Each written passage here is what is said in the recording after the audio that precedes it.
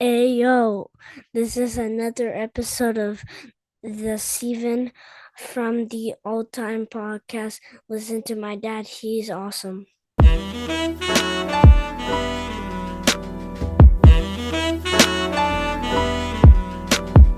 All right, boys, welcome to the Malenko and Derek all-time podcast episode.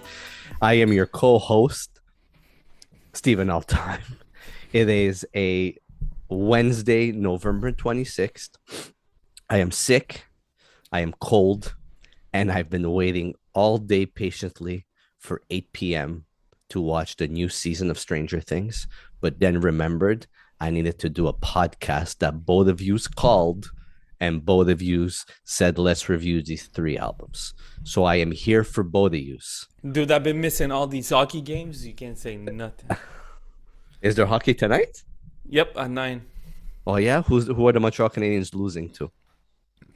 They won against Toronto, just to let you know, and it's versus the Mammoth. The Utah. Mammoth. Yeah, Utah. Utah. Oh, there's a new team? The former Phoenix Coyotes. Yep. Wait a second. There's a new team? It's, the Phoenix Coyotes. Yeah. And they're called the Utah Mammoths. Yep. Yes. Which it was supposed to be. They really wanted the Utah Yetis, but Yeti, the company, wasn't willing to give copyright allowances to the NHL to use the name, so they had to change the name. I didn't even know that. I have two Yetis, by the way. I love my Yetis. The mugs, not the creatures. No, I don't have a creature. I would love to have a Yeti creature. I do have a new cat that's almost like a Yeti. Yeah. Okay, we'll take it. Before we get into the albums this evening, obviously, because we're in the world of music, there's always new music coming out with not enough time to listen. Malenko, did you know that there was a new De La Soul? No, I didn't know. I listened to it today. You did? Yeah, I did. Cabin in the Sky? Yep, I did. And how is it? It's okay. I've never been a De La Soul fan, so it's okay. I mean, they have good beats. I saw that there's a Killer Mike song. More. There's a Killer Mike song. There's a Black lot of Thought. that's the main song. That's the main song. Common with Slick Rick. Yeah. Bilal. I listened to the Black Thought one. Good? Because it's a long album. It's Black Thought. It's Black Thought. Hour and 11 minutes? Mm-hmm. Yep. Yeah, I don't have look an at the hour. Lyricists on there. I know, but I don't have an hour and 11 minutes. I think I listened to 12 or 13 songs out of it. Maybe something like that. Okay. More than a half. I'll get to it. It's De La Soul, right? Yep. And you know what? They just did a collaboration with Levi's, and their shirts are actually really cool. So that's what made me remember. That's a major release. Major release that went like totally incognito. Yeah, because there's too much music coming out. It's just fucking insane. Now there's the new Nas and DJ Premier on December 15th. Mm-hmm. There's the new Conway. Oh, that I'm excited. Look, if there's one person I've missed this year, it's Conway the Machine. He hasn't put anything out this year. And he's been putting out 17.5 again. The bricks are 17.5 again. I listen to that single all the time, and it's a single, and I never listen to singles. That's how much I miss it. I listen to both the singles. Not the Rock Marciano. Oh! I don't want to listen to that. Oh, fuck. Wait till you listen to that. Malenko, wait till you listen to Already, I got spoiled the feature that I'm pissed, but yeah, no, I don't want to listen to it. I saw it. I don't want to listen. When I saw that there was a Rock Marcy, that's when I started to get the goosebumps and I started to get Reject 2 vibes. Rex Ryan. It doesn't sound like that, but it really sounds along those lines of grimy. Okay. I want to shoot heroin style. Okay. We also have another Ferris Blusa and Observe since 98. Let Go and Let God. You won't stop. He won't stop, but he's on a roll. Like, we can't say that he's giving us shit music. He's not giving us shit music. He's on a roll and he's giving us really good quality music. Yep. It's just I don't have enough time to listen to all these projects. He's literally put out 6 projects this year, one being an EP. I'll get to it. And Malenko, I want to give you props real quick. I'm gonna give props where props is due, and I need to give you props because the other day I was like, what should I listen to? And in the midst of me listening to an intense amount of depressing Alice in Chains, Mm-hmm. I put on the Bruiser Wolf and Harry Fraud made by Dope. It's fucking good. It's fucking good. I love it. And I thoroughly enjoyed it. It's so good.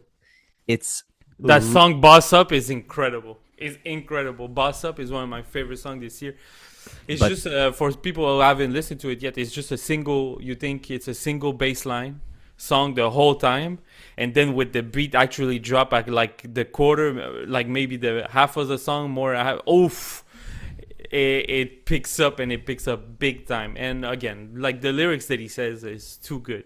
He has too many good. He's just quotables. That's all he says is quotables. So but like Raised by Dope with Benny, really good track. Connect Four with Currency, insane song. and fucking Mick Jenkins is on this. Mick Jenkins is incredible song too. Yeah. I really, really enjoyed it. Look, I listened to it and I was listening to Layup lines. Oh, fucking Maybe I'm really, a player. really This dope. rap shit a layup. Come on, dog. And I was listening to it at work, and there was a bunch of people around me, and one of the guys I was working with listens to hip hop, and I'm like, "Do you like this?" He's like, "No, it's not my style." And I was like, Well, no, "It's it's not like, for any. no. It's not for everybody. It's actually but it's like slam rap. It's like a slam.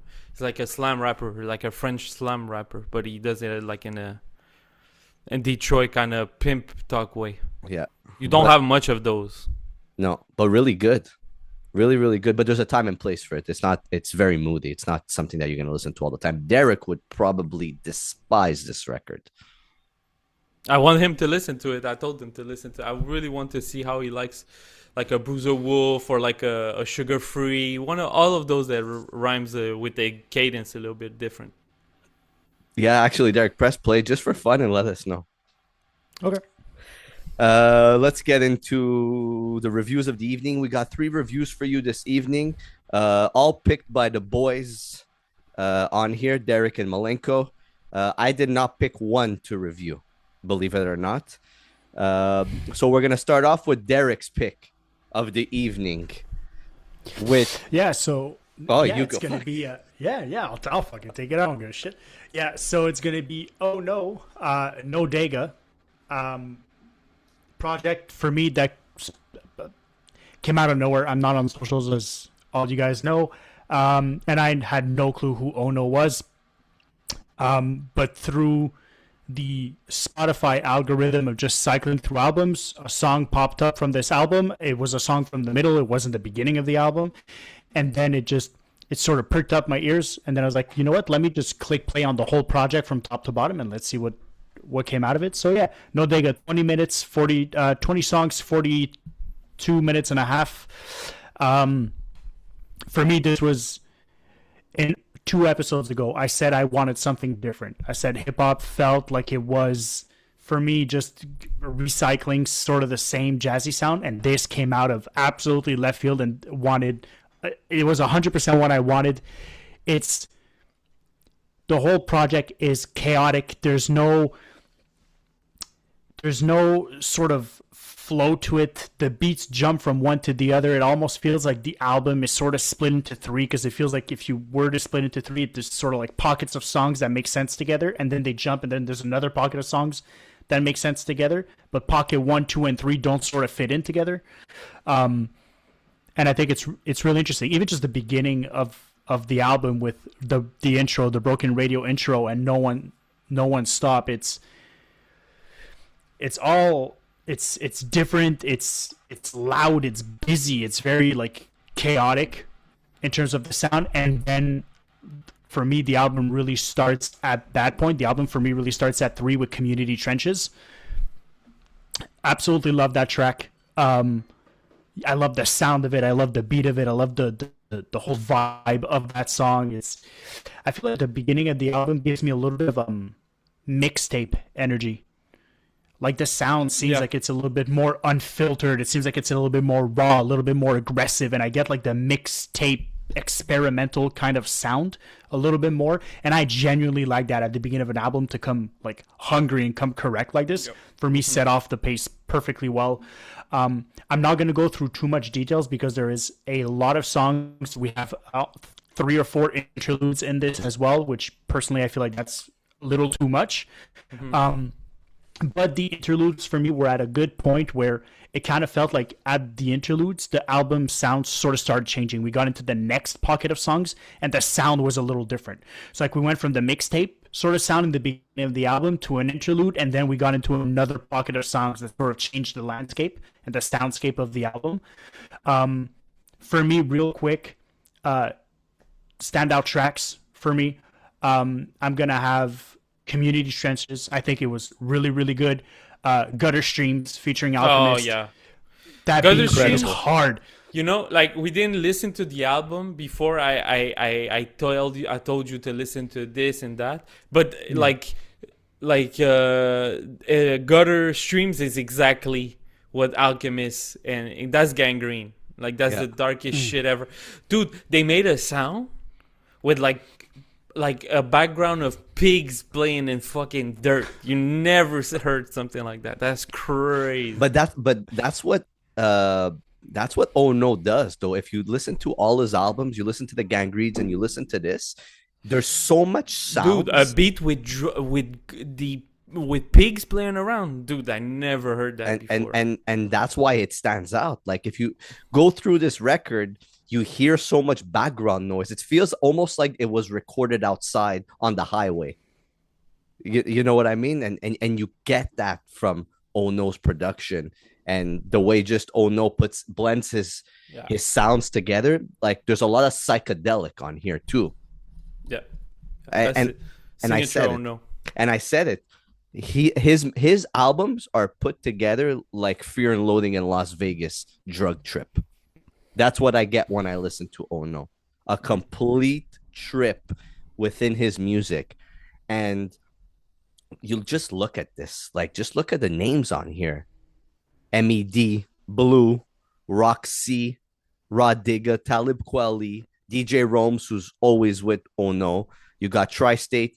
You got a Ghostface Killah verse on here. It sounds like 1996 Ghostface. I haven't heard Ghostface sound that good. And it's a fucking really good verse. I sent it to Luki, and even him, he was like, wow. And we were talking, and we're just like, why the fuck didn't he just do this with Supreme Clientele too? Guilty. My favorite song on here, since we're getting into the album, Grounding starts with Guilty Simpson, Vic Spencer, and Montage 1. Dude, Vic Spencer, wow. What a verse. That was a great verse. Man, Did perfect on that. him and Guilty Simpson. Fucking Simpson, bro. Fuck. One of my favorites. Like Guilty Simpson is on here. This is Guilty Simpson's lane. This is the type of beats that Guilty Simpson shines on.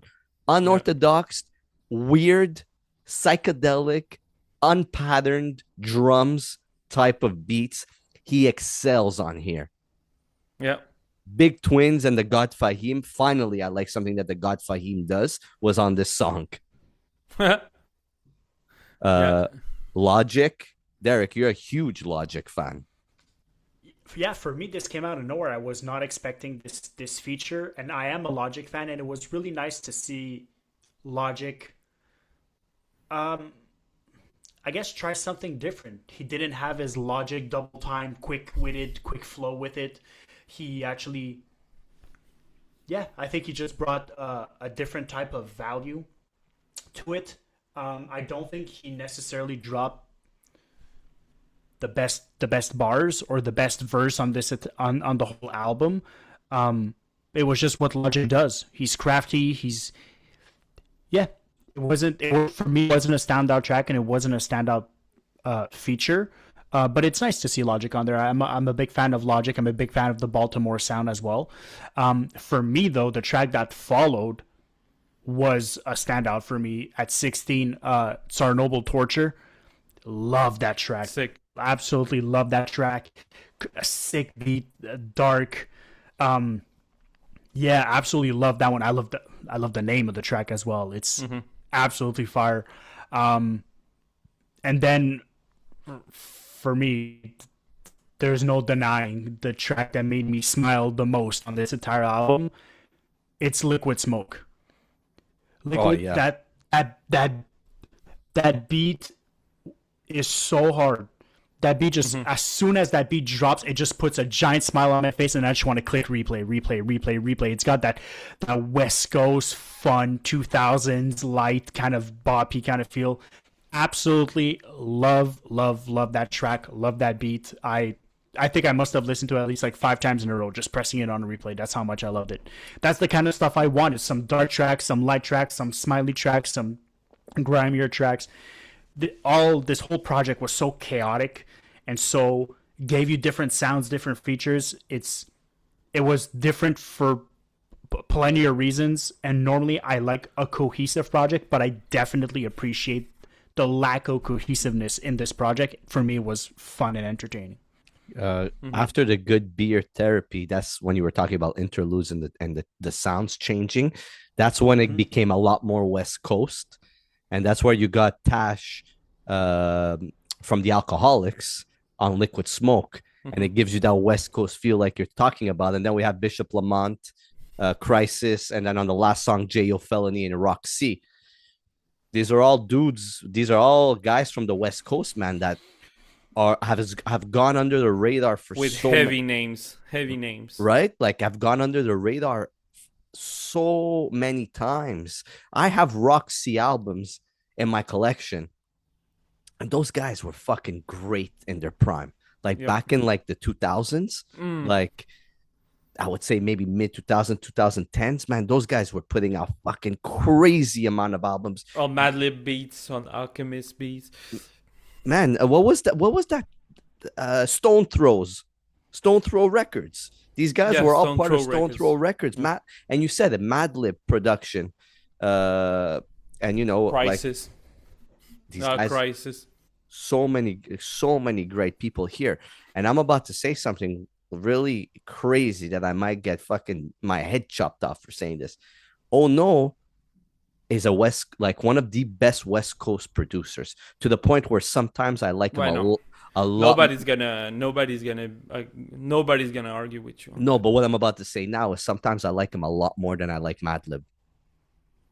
Yeah, I don't know. There's something about Oh No, man, that he's able to craft something so left field, but sounds so in the lane of what we love.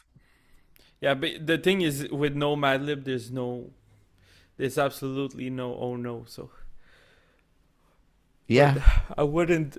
Sometimes I like him better. It's true. Right.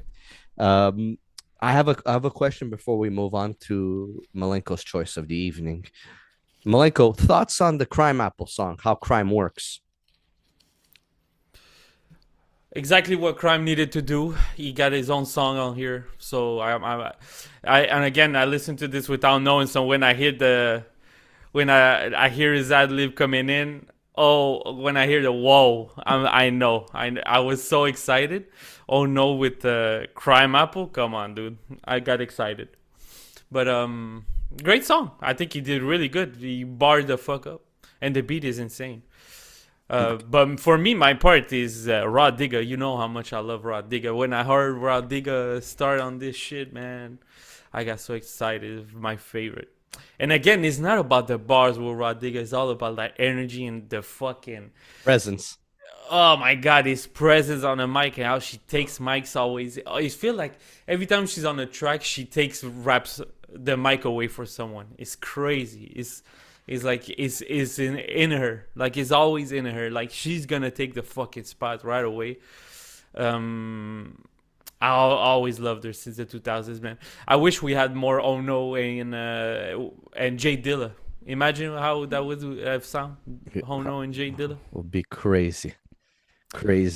I would love to hear Jay Dilla rap on the type of beats, man. He reminds me of Jay Dilla a bit when he raps. Jay Dilla was less a lyricist, Still one of my favorite rappers ever. Probably one of the least good. Like, he wasn't a lyricist at all, but I just love how he flows. So yeah, I wish we could listen. But how crime works, I love it.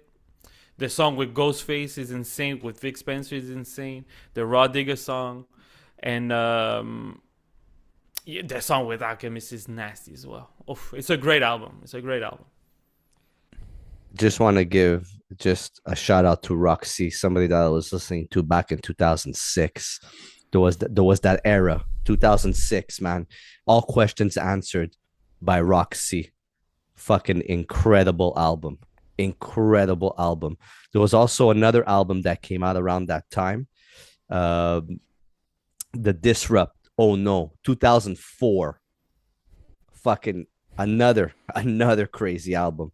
All on Stone's Throw record. I remember around 2007 is when I started working at HMV. For people in the States that don't know, it's the music store. Huge in Canada, huge in Europe. And we used to have a wall they used to call it, quote unquote, the urban section. Okay. And there was a wall, man, of all Stone's Throw. Maybe I would say probably, I don't know, 20, 30 CDs of Stone Throw, and it was just a wall of it, man. And people would just go there, and it was 5 for 20. You would get 5 Stones Throw CDs for $20. And you would not know, you would just see the price. You'd be like, holy shit, I'm just going to get stuff. So we would be going to that wall and being like, oh shit, okay, I'm just going to take these 5 today. Buy them for $20. Go back, take another 5 for $20. And we would have an abundance amount of music to listen to. And that's how you would discover new artists. The beauty of discovering new artists by just seeing them on a wall from a record label, taking 5 of them, putting them on, having no idea what you're going to listen to. That's how I discovered Quasimodo. Like all those artists that I never knew about. Guilty Simpsons. That's how I discovered Guilty Simpson. Like there's so many incredible stuff that just because of looking at that wall and being like, I'm gonna take those. And there was also jazz records that were on Stone's Throw and blues and stuff like that. And Madlib's what's that blues? Was it the blues note? There was something that Madlib used to do. Shades of Blue. Like all that stuff was that stuff was discovered on there. Let's give our scores, Derek. For me, it's going to be 8 on 10. 8 on 10. It was a good break for me from the traditional jazzy type of hip hop coming along. It had my head bobbing, put a smile on my face. That's all I wanted. I wanted something different. I wanted to be surprised, and I wasn't, and it made me curious about diving into the rest of the Ono repertoire. So, job well done. Blanco? For me, it's a 7 out of 10. I'm gonna go with a 7.5. I want to go back into it a lot more. It's probably not gonna be on my list this year because there's so much music that comes out, but it's a really good record, really fun record. But there's a lot of stuff to discover on here. It's long too, right? It's an album. It's a good listen. But you know what this is? This is an album like when you have absolutely no idea what you want to listen to on a day, and you just pop this on, and you're gonna just have a great time with it. I think it's too hectic for that. I think you need something raw. If you want something that's you looking for something like that gonna punch you more. That's because if you want to just walk and listen to this is hectic. Malenko, take it away. It's a chaotic record. Review number 2 of the evening. You picked it. You're taking it away like Derek did. Yeah, so we have a duo album that came out in November 14, I think, if I'm not mistaken. Yeah, November 14, there was like a lot of drops of album. And this one, too, was something that we didn't hear much, but it's 2 artists that I really enjoy, Che Noir and 7xvethegenius. So, with the album Desired Crowns, sorry. It's a short album. It's just 33 minutes with 11 songs. And I got caught up with the first single, Town Ballroom, as I mentioned in the last podcast, when that started playing out of the blue for me, and I was surprised how good it sounded. It played after an album that I was listening, and this got me more hyped than the whole album I was listening before. So I was like, okay, I need to listen to this. And I'm kind of hot and cold with this album. There's some parts that I really enjoy, and there's some parts that I feel they go really slow. They slow down a bit too much for me. That's my impression. Just with the intro, there's a little intro of a minute 20, and then we get Topanga. I love that track. That song is insane. I mean, that song is a classic intro for any underground rap album right now. The drumless little gospel chop, and Che Noir just went crazy. And I'll say this for the album, for me, Che Noir just took it for me. The lyrics wise, Che Noir is nothing to mess with. And she's again showed up. She's been having a strong motherfucking 2025. Let me tell you that. And this one again. So Topanga, what a beat. After we get Not Me, that I really enjoy as well. We gonna speed up a little bit. We got the little voice type sample, Kanye West type beat. I enjoyed it. We got Son of the Two Evil with Condutor Williams. Great beat. Again, I think on that song, maybe 7xvethegenius took it from Che Noir for me. Oh, yeah. I think the verses were incredible. Amina, I just don't like the... I get the song. It's just that hook to me is... I don't like it that much. I don't like the flow of the hook. I love that track. That's one of my standout tracks. Oh, yeah? You Man. like the hook? Yeah, I actually did. There was something about that song that really stuck out to me, and it's probably the hook. But the content of the song is, again, like lyrically, I can't complain. Lyrically, I really can't complain. I think Che Noir is so good to structure, but it's hard. I don't like that. I don't like that hook that much. It's just me. Yeah, I enjoyed it. And that's what stuck out to me was the hook. I find it's something that I think a lot more artists should put in their music, is a hook like that. And that's just based on what I like.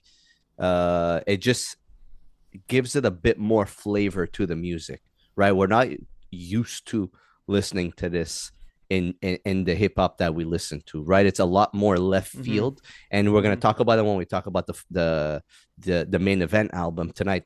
The main event album has that in the song and in one of the songs too, and to me it was just like, it's refreshing to hear that. And to your point, the lyrics on here on Amina is just strong women, type of lyrical content that they're giving us, being strong Black women and overcoming and just putting themselves at the forefront. And I don't want to speak for them, but a lot of the lyrics in this record are like a powerful story of women. Yep. And I love that, man, because it's so different than what we are used to listening to. And I'm gonna give my final thoughts after, man. But Malenko, continue with the tracks. So we're now at. So then we have Flight. So Amina, Flight, and Love You are a sequence that's very slow. That I think that is very slow on the album. I think that's a little bit of a downer for me. You didn't like Reason? Yeah, I like Reason on it, Man, but came and killed it. I was hungry. He was hungry. But I didn't think that we would get a Reason on here. Like, to me, if I'm thinking about a featuring to be on this record, I'm not thinking about Reason. And he fucking showed out and did an incredible job, an incredible verse.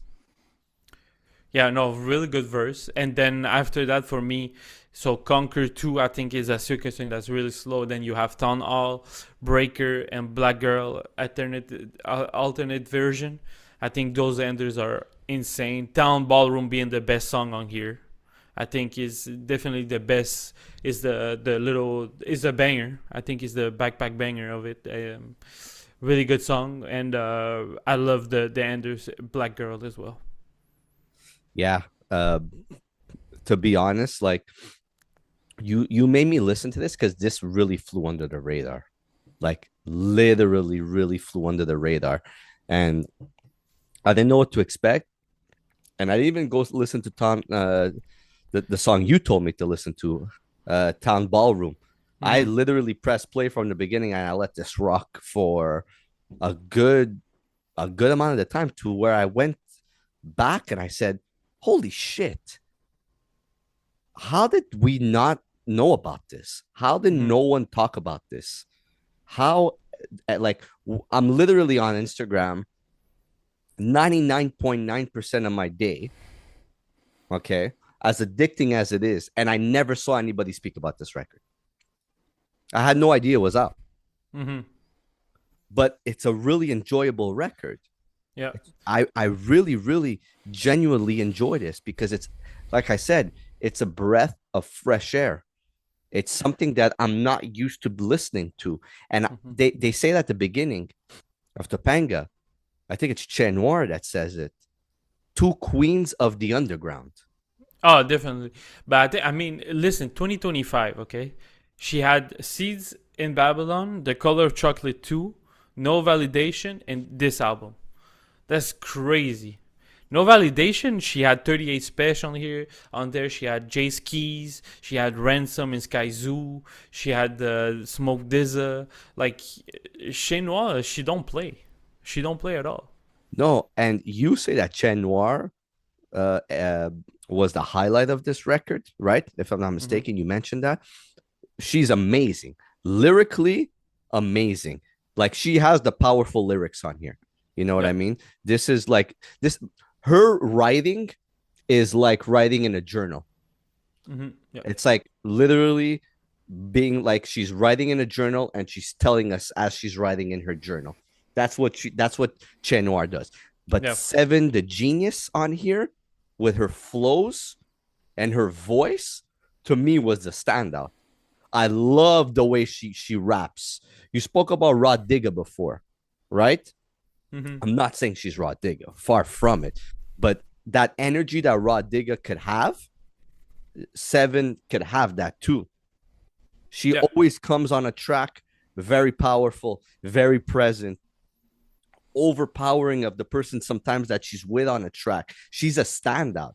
When she has those songs with Jay Skis, when she has those songs with Conway the Machine, when she's rapping with those guys, she fucking stands out. Yeah. She's the highlight of those songs. And she did a great job on here. Like, I was really impressed with what they were able to give us. Like, really impressed. Topanga, not me. The not me when they would finish each other's verses. I love that in hip hop. I love that. Method Man and Redman always used to do that. And the way they did it here, amazing. Amazing. Derek? Yeah, I don't think there's much for me to say that you boys haven't covered. Listen, Che Noir had one of my favorite projects of the year. I think the impact that her and 7xvethegenius are having in hip hop is absolutely insane. And I remember Trav being on the record and Trav being on an episode, and we asked like, hey, like, where would we put her as like a female rapper? And it was like, it's not about a female rapper, it's just about rappers, period. She's on that level. That level. She's elite. She's elite, absolutely elite. She could go toe to toe with the best of them. And I love the skill, the cadence, the flow that she brings, and the performance aspect that she brings. But she always comes with impactful, meaningful lyrics. She always comes with good penmanship. We don't necessarily get quote unquote like bars that make up, like, perk up her ears, but we get just thoughtful and cohesive lines and poetry in her rap. And I think that's really good. I think we need that. I think a lot of times we go for bars because perk our ears a little bit better, and to a certain extent the last album we reviewed was Ty Farris, and for on that episode, Malenko mentioned that he prefers not he prefers, but he thinks Ty Farris is just penmanship wise better than Ransom, and I think what Che Noir does, Che Noir is on that level of crafting something with her verses rather than just delivering the punch and the bars. She's crafty with it. She gives you something.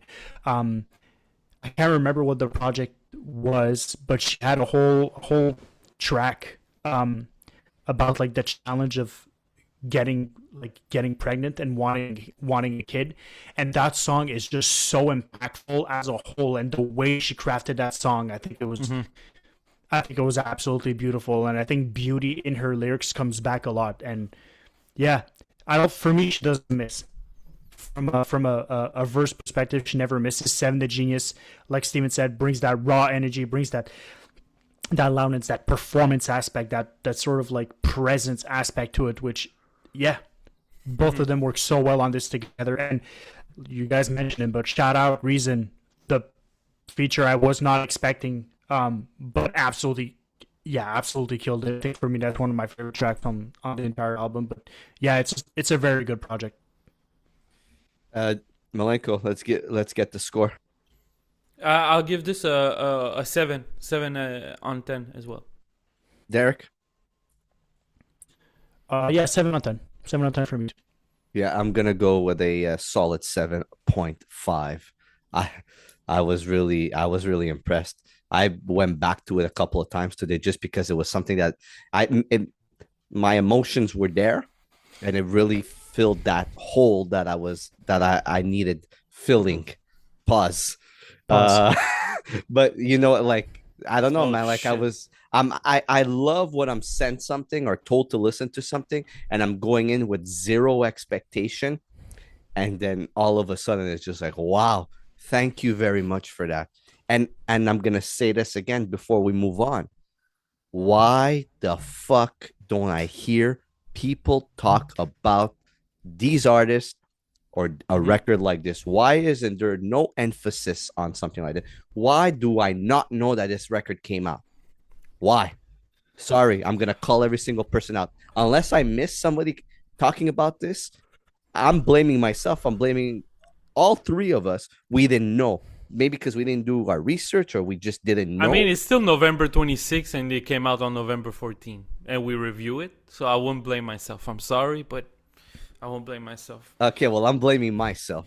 But I don't know. I'm calling people out. Why aren't we talking about this record more? Why aren't people reviewing? Why? Because I think I want to see these two win, and they deserve to win because they're very talented artists. Yep. Main event of the evening. Man, I'm in a good mood. Please, I really hope if there's any hip hop producers out there, please sample that little bit of singing from Steven and put it on a track. Tag him on all socials. I might cut it of the show. I might cut it of the episode, I think. God damn it. Main event album.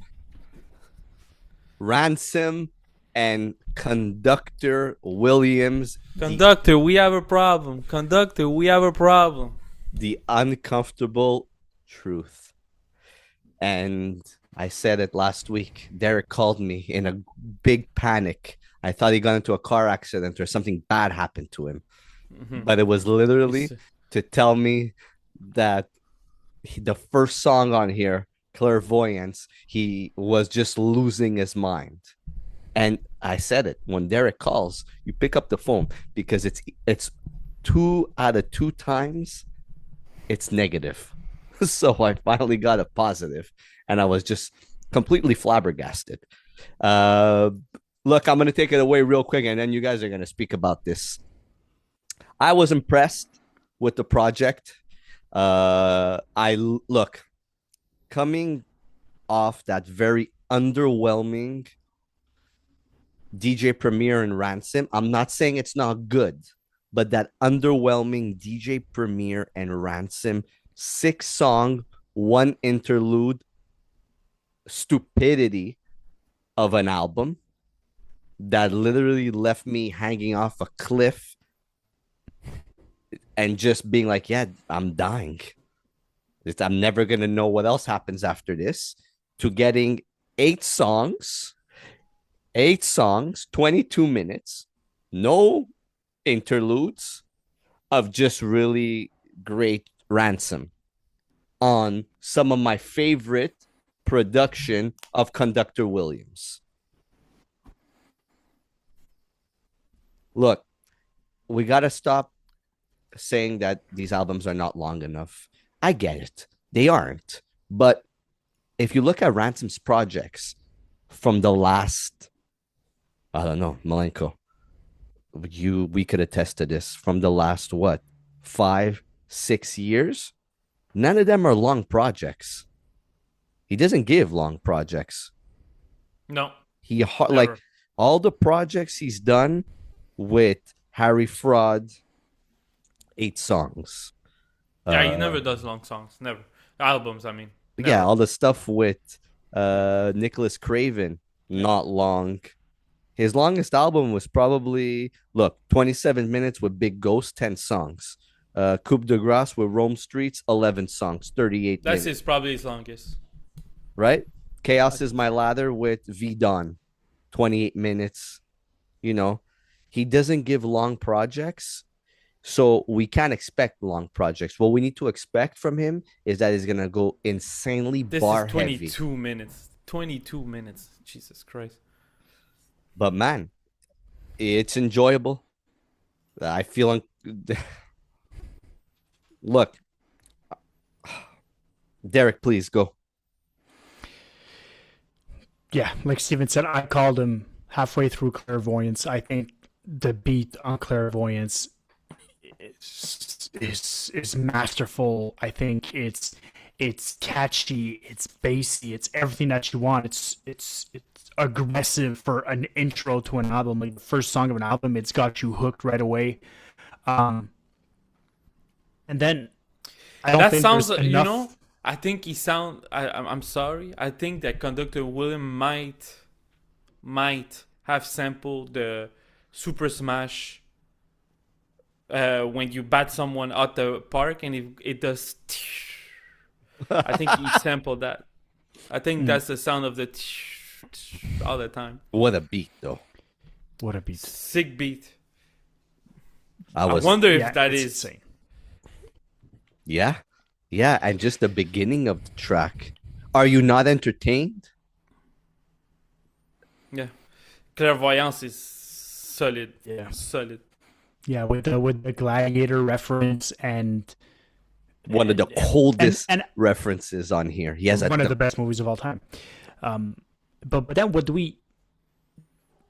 I'm running out of words and ways to express just how on top of his game Ransom is from a lyrical bar perspective, and entendres and innuendos and meanings and double meanings and triple meanings. He's on a level that is so much that, like, you listen to his stuff and you catch something, and every time I'm just driving and I have to look away. Just, I just have like those punchlines. They hit so hard. Just in that track, he references like who's the greatest, and then he just names like some of the greatest rappers, and then he sort of ends that little like skit with like, is it common to have black thoughts about what was done? And come on, the whole scheme. That scheme was solid. Yeah, like he mentions Eminem, he mentions Biggie, T.I. with the toothpick in his mouth. Yeah. But the coldest bar on this whole song, to me, I might be the coldest thing I've heard all year, to the point where I had to use my finger just to go a bit back just to really understand, was I write cancer in my transfer and then prey on your chromosomes. Mm-hmm.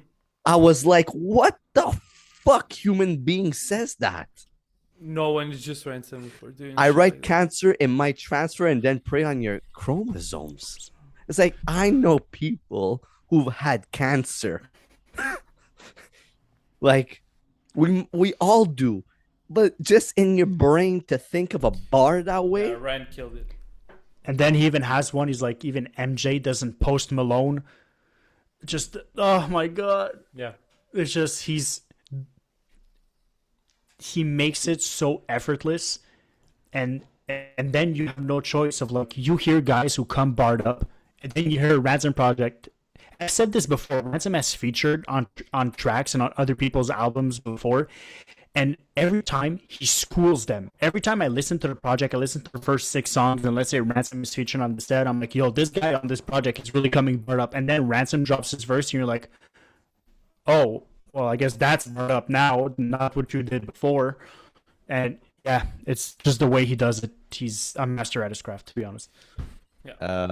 Look, Bloodstains on the Coliseum floor is just an exquisite track. Again, exquisite track. A bit more, it's different than Clairvoyance. And I think it was a really good place to put that song to give us a bit more of, okay, let's step back, just take a chill pill for how intense Clairvoyance was, but it's still bar heavy. He's still coming with like some of the best, punchlines. He's hungry. Ransom always sounds hungry on songs. Bumaye, another great song. Temple Run with Kelly Moonstone and J.R. That's the song that that's that hook. The Kelly Moonstone hook kind of reminds me of the hook on the Amina on Che Noir and 7xvethegenius. I like that in my hip hop. I like something out of left field that you're not expecting. It kind of, gives the song more flavor. It kind of breaks up the album, breaks up the track, gives it a lot more light than what's expected. And JR, man, fuck, the dude is talented as well. You hear him twice on this album. That and Flowers and Tombstones. And man, he does a great job. Great job. And if you haven't heard the interview on the Abyss podcast, he was there 2 weeks ago. An amazing job. Amazing job. Shout out to the Abyss podcast. I love the guests that they have on there, and they've been really killing it lately. And having JR on there and hearing him talk, because I've only known him from features with Ransom and other artists, it was just enlightening to hear him speak. Derek, tell us more about this album. Yeah, I think Conductor Williams absolutely killed it. I think this was such a good harmony of 2 artists who are absolutely on top of their game. I think, yeah, there's really not much to say. Like, Conductor Williams gave him the perfect beats, and I think Ransom absolutely just took him and ran with him. I don't think there was.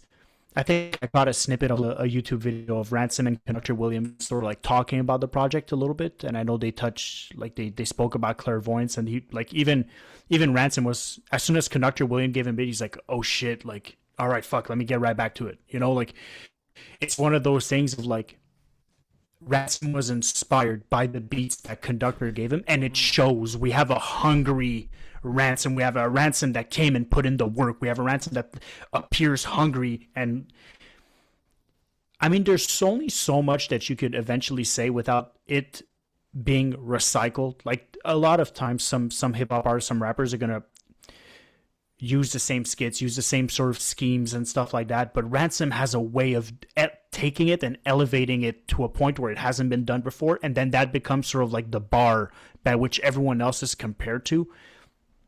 Then, you have like Late Replies that I think it's interesting and it's introspective, and there's the little touches of, you hear the typing in the background and the sent messages. I think that's really crafty, and that really adds to the value of the song. And then you have the Human Animal that talks about a more serious, like, raw type of subject. And then we go into Flowers and Tombstones, where this is Ransom at his, from a rapping perspective, this is Ransom at his best. He had one of the best verses of the entire album on this, just came absolutely barred up. And then the 8th track on this, of course, to leave us on our appetite even more, there's Trigger. And every single person. This song is so politically relevant. It's so time relevant. Of and the way he crafts that whole track of like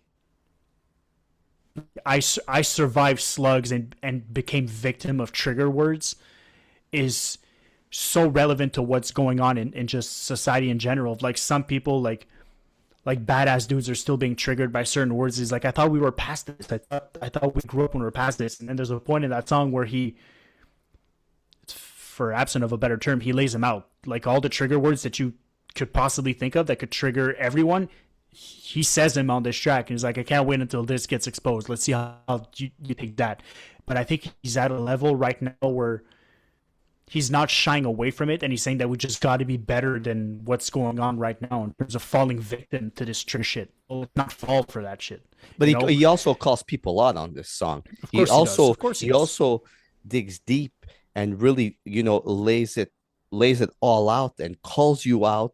And, he makes reference to people I don't want to mention on this podcast, but like goes directly at them, with just like the things he mentions on here. And Ransom could do this type of stuff and you don't think it's really coming out of left field, but it kind of sticks because of how his writing is and how his pen is. It makes you really listen to what he's saying and actually not take it for granted. Mm-hmm. You know what I mean? And he does a crazy job on here with that. It makes it. I think we're really lucky, to be honest. We had Ty Farris last week. We had Che Noir this week. We have Ransom. High level lyricism, just done differently. Ty Farris and Che Noir with being more introspective, being more vulnerable, crafting a story, crafting a theme to the verse, and then Ransom just coming barred up and being so crafty and so meaningful in what he writes and the message he wants to portray. And his delivery on this, on the entire album, is good. I talk about performance all the time. Ransom performed on this album. He didn't just come barred up. He came hungry, and it showed. He had that energy to him that like maybe was lacking a little bit on the previous album that he released. On this one, I feel like the Conductor gave him such a good landscape of beats that he had no choice but to come, because like Steven said, this might be some of Conductor Williams' best beats that he's put out on a project. And I think Ransom recognized that, because Conductor Williams, I'm sorry, but the production on this is flawless. It's flawless. It's one of my favorite produced albums of the year. Yeah, that last song, Trigger. It's the beat that makes it that epic too. It takes it to another level. Flower and Tombstone, I think is same thing. I think the gospel of the back vocals on they bring it to another level. So, and people were annoyed by Conductor William beats for a long time. I think he's a genius. I think he's gonna be a problem for a long time. That guy. I like the bag he went into for this record though, and you know what? Let's be honest. I was one of the people that was annoyed about his beats earlier in the year. But I found that he really went into a different landscape of beats on here. They're not sounding the same. Like just look at the first track, Clairvoyance, then going into the second track, two totally different styles of beats. Almost the first, like I almost hear traps type of beat on Clairvoyance. I like, or maybe I'm wrong, but I don't know. There was a different energy with his production. It didn't sound stale. It didn't sound outdated. It didn't sound redundant. It sounded really crisp, really clear, really present, and really like, again, the word of the evening, refreshing, very refreshing. And I thoroughly enjoyed this. Malenko, you said two songs that stood out to you. I think those are the two songs that stood out to me. Just the Flowers and Tombstones. Mm-hmm. Great track. And I love that JR is on there with him. These guys together rap perfectly. And Human Animal, very underrated song on this project. Kind of more more introspective style Ransom. And I like that. And I really like that. Look, I could sit here and say I wanted more. Fuck, we always want more. We're always wanting more. I just find that Ransom touched a different level on here in terms of subject matter. Look at the cover, right? Look at the cover. The cover is they're trying to shut him up, to not talk, right? And it's a picture with court, right? And you have the lawyer. And then if you look in the background, it's all demon monster faces. So the demons are there. And it could mean that he's trying to get all his demons out. And there's people that are trying to hold him back. And that is reference to the last song, Trigger or Trigger. And it speaks volumes into the album cover. Volumes. Amazing job. Amazing job. Yeah, I would have loved 10 songs, maybe 11, maybe 150 songs by Ransom just spitting mentally like he does. But hey, this is what we get from Ransom. So when we get it, let's just be like, hey, thank you. And just wait for the next project to come out. Yeah.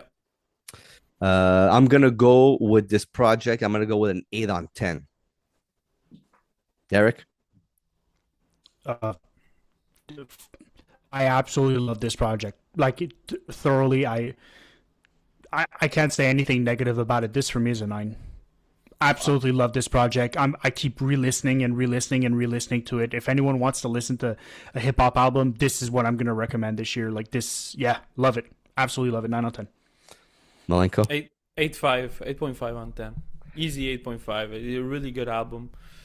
I think again, Ransom picked it up from the DJ premiere that was really underwhelming for me, at least. So this is my kind of stuff that I like more for him. You know, this kind of production, this kind of.